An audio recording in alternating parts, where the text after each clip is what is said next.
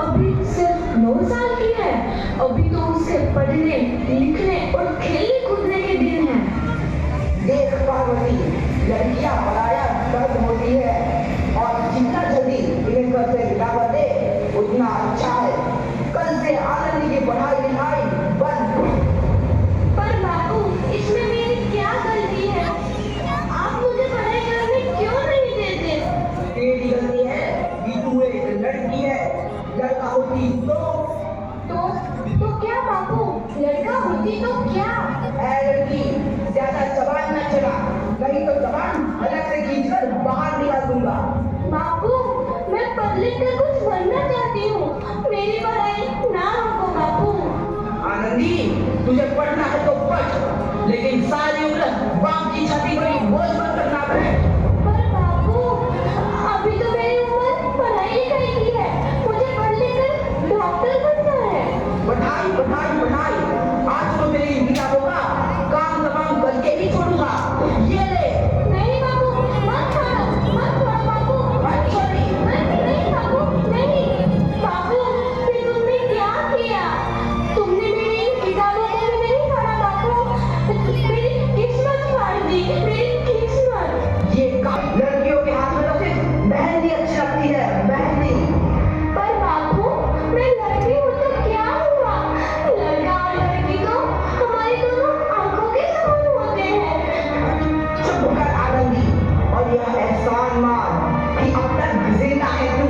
कहीं बचपन में गला दबाकर मार दिया होता तो यह तेरी बकवास नहीं सुननी पड़ती आज। पर बापू, मुझे तुम्हारा नया अच्छा ना लगे है। देख छोरी, जितना जल्दी हो तू चूल्हा जलाना सीख ले, उतना ही अच्छा है तेरे लिए। और हाँ, तेरा ब्याह तो होगा, वो भी करेंगे कल। अपना जीवन है तुम्हारी ये कहानी। आंचल में है दूध और आंखों में है पानी।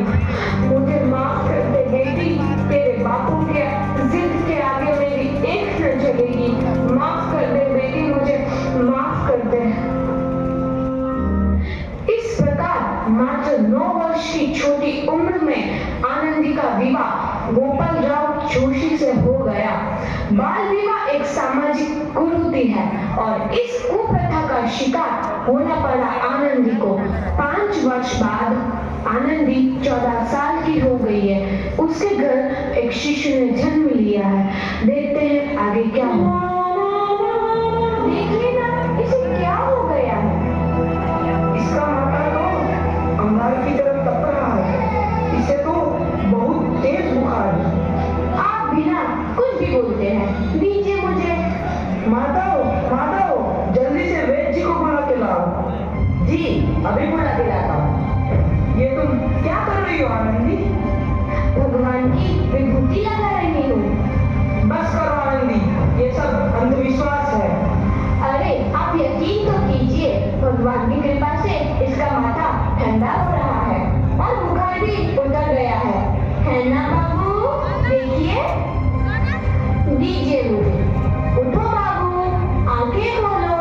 तुम्हें तुम्हारी माँ बुला रही है। आंखें खोलो, देखिए ना इसे क्या हो गया है। आंखें भी नहीं खोल रहा। आंखें खोलो बेटा। आप चुप क्यों है? आंखें खोलो बेटा, आंखें खोलो। आनंदी, हमारा बेटा कभी आंखें नहीं खोलेगा। नहीं, ऐसा नहीं हो सकता। मेरे बेटे को मुझसे कोई नहीं छीन सकता, कोई नहीं छीन सकता। पागल मत बनो आनंदी। माधव, माधव। आनंदी, बंद करो ये पागलपन। भगवान ने मेरा बच्चा छीन लिया। भगवान ने नहीं, तुम्हारी अशिक्षा और अंधविश्वास ने तुम्हारा बच्चा छीना है। अगर तुम पढ़ी लिखी होती तो आज हमारा शिशु जीवित होता। तुम अनपढ़ थी आनंदी, अनपढ़। नहीं, अब मैं अनपढ़ नहीं रहूंगी। नहीं रहूंगी मैं अनपढ़। मैं पढ़ूंगी ताकि कल किसी और आनंदी को इलाज के अभाव में अपना बच्चा ना खोना पड़े। शाबाश आनंदी, और यही तुम्हारे अपराध के लिए प्रायश्चित भी है।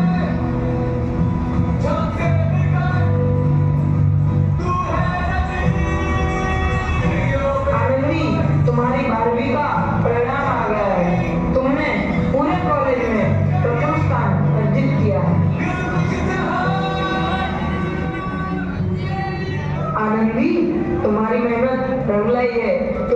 शिक्षा वृत्ति मिली है। ये लो तुम्हारे अमेरिका जाने की टिकट। मुझे शिक्षा वृत्ति मिल गई, मैं अमेरिका जा रही हूँ। पर ये सब मैं अकेले कैसे कर पाऊंगी? ली, अपने आप को इतना कमजोर क्यों समझ रही हो? फिर इतना पढ़ने लिखने का क्या फायदा? तुम अभी गवार की गवार नहीं हूँ मैं अब गवार।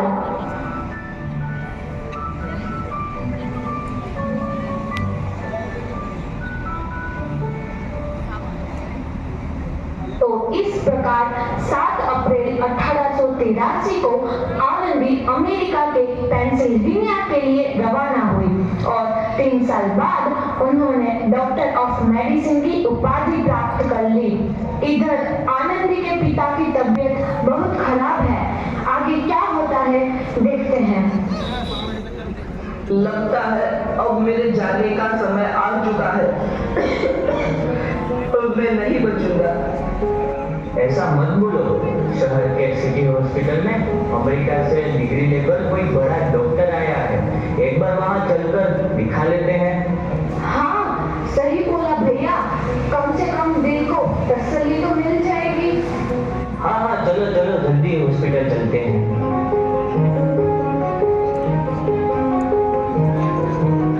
इस मरीज की हालत तो बहुत ही खराब है। कोई चमत्कार ही इसे बचा सकता है।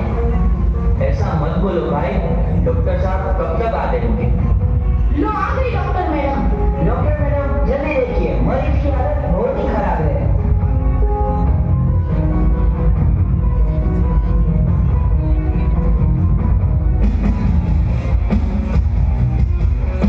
अब आप बिल्कुल ठीक हैं। मौत के मुंह से आपको बचाया है डॉक्टर मैडम ने। डॉक्टर साहब ने मुझे बचा लिया।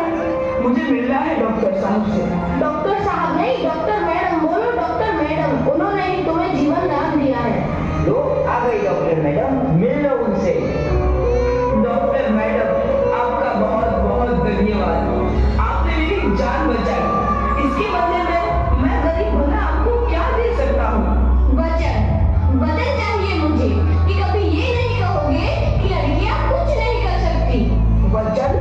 ये कैसा वचन? अरे श्यामलाल, तुमने पहचाना नहीं? तुम्हारी बेटी आनंदी। आनंदी? मेरी बेटी आनंदी डॉक्टर? हाँ बापू, वही आनंदी जिसके लिए बचपन में तूने चूल्हा और दूल्हा के अलावा कुछ नहीं सोचा था। आनंदी, आनंदी मेरी बेटी, मुझे माफ कर दे।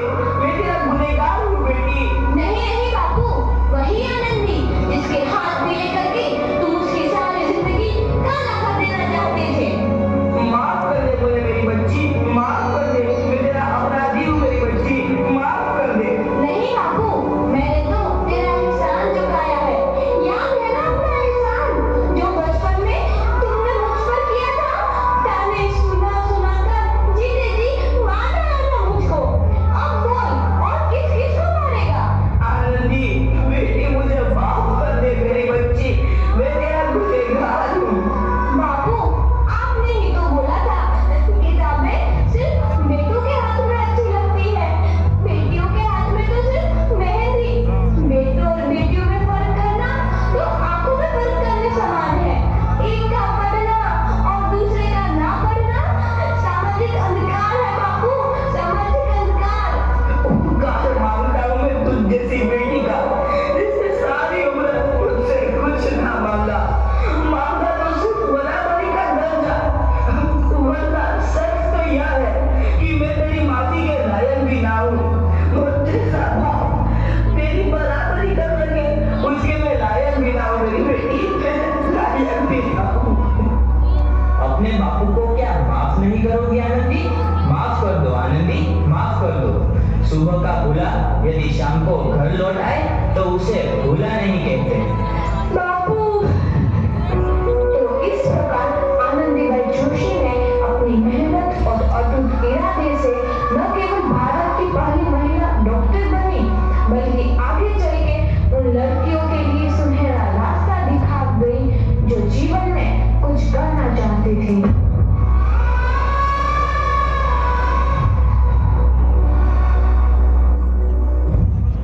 बेटियां कभी भूखी नहीं